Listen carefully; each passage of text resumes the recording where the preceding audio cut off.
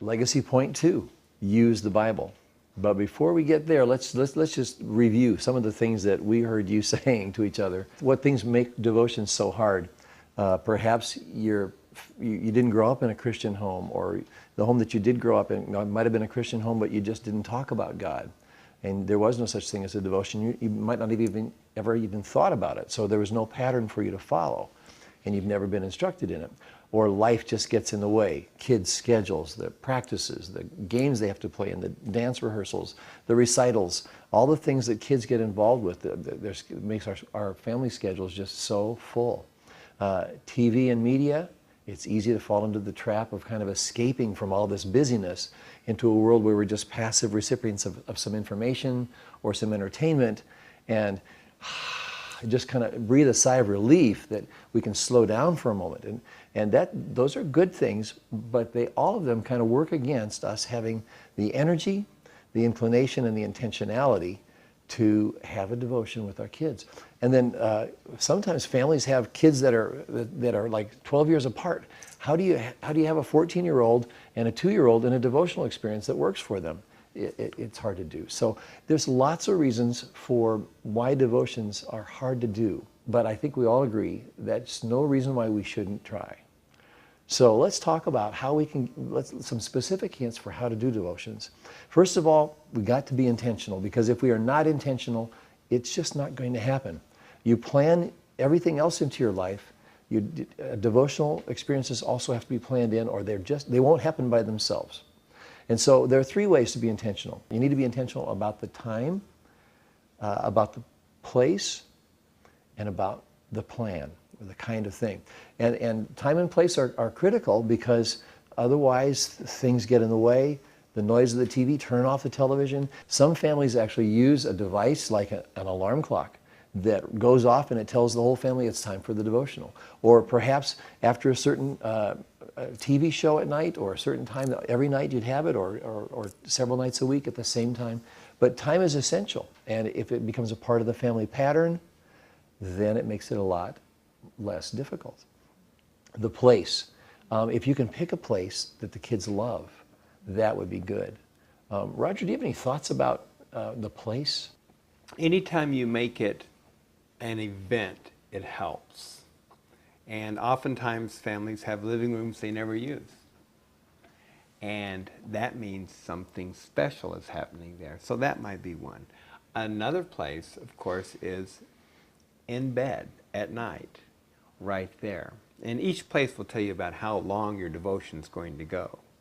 The thing about the bed is the kids love to stay up. So yes, you've got them. You've got them motivated to get involved with the devotion at that point. Another one is the dinner table, and especially during dessert, because everyone's ready to sit and aha. And that is one of those times, if you can still have your family all together, that's big, because from one age to the next, that will work.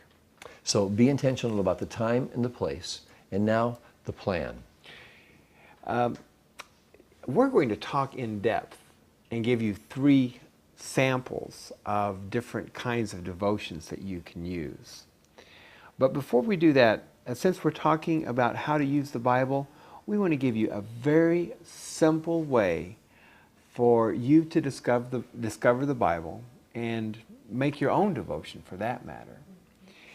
And it's as simple as finding 3 investigative questions, all right? Now, before you ask any questions on the Bible, or before you read the Bible, you should have a warm-up question. And a warm-up question basically opens our heart by getting us interested in the topic. It's a learning readiness. You can think of them. I'll give you an example. If you would give me a Bible event, I'll give you a warm-up question that would get everyone kind of ready to talk about something from their life about that. Matt, can I pick on you? Sure. What would be a Bible event? Throw one out. Parting of the Red Sea. Parting of the Red Sea. And let's say we're going to capture the whole idea of God's amazing rescue. All right? They could even talk about what is one of the most amazing rescues they've seen this last weekend. You can count something from TV. wow, because they always have these amazing rescues. So everyone has a chance to get to share something about their own experience or their viewpoint. Now they're ready for the Bible event. And if you read the Bible, then you may let certain children read a section of it as you go. But if they're not a real good reader, you probably wouldn't want to let them read a real long section because you would lose attention of other members. Let them have success with it. And you could even read for a while and leave out some words, and if they have their own Bibles, they get to fill the words in. And that's kind of fun, and that involves them. After you've read it, then you want to ask a what happened question. Review the facts. This is observation. What happened, or what did it say?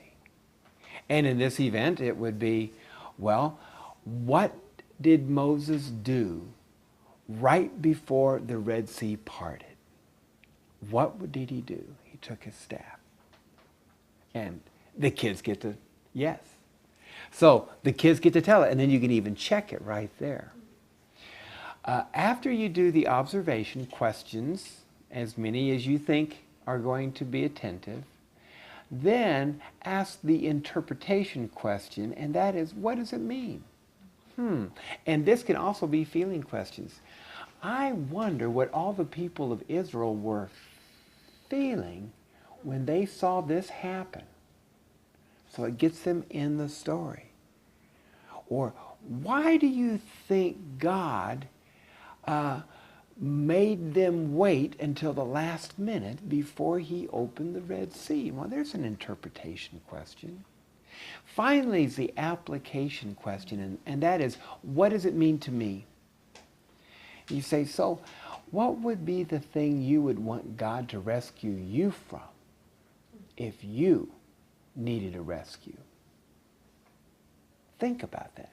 So now that kids talk about rescue, and we might start talking about how God rescues us from our own sin. So that is a very simple outline of warm-up, read the Bible, then observe, interpret, apply, and you can do it in a very condensed fashion. So there are three basic kinds of devotions that you could have. One would be a very simple kind of a prayer. We'll share more about that with you in a moment. So just some basic prayers at mealtime or bedtime or for whatever reason. There is the devotional experience, which is a little more involved, which Roger kind of described to you just now with a warm-up question and some of the other three types, and a prayer and you're finished. Or a family night where you actually create a game that kind of builds around the theme and perhaps create a snack which helps to reinforce the lesson. We're going to share some examples of each of those with you in a minute. So as you think about what we've shared just now, I would like for you to go back with your groups and talk with each other about which of those three, the prayer thing, the devotion, or the family night would be the thing that you'd like to go after first. Talk about that and talk about why, and we'll see you back here in a few minutes.